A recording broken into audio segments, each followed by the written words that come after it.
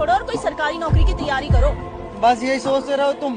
हमारे देश की यूथ की सबसे बड़ी और गंदी सोच यही है कि एक सरकारी नौकरी मिल जाए बस जिंदगी पार है। लेकिन कोई ये सोच ही नहीं रहा कि जिंदगी जीने का असली मजा तो बिजनेस करके जीने में है। मोटी जान मोटा पैसा दिखा दो कोई मारे जैसा, के अलग चमक ऐसी, चोरी चिल्लाना ही पैसा पैसा पैसा पैसा किसी के पास।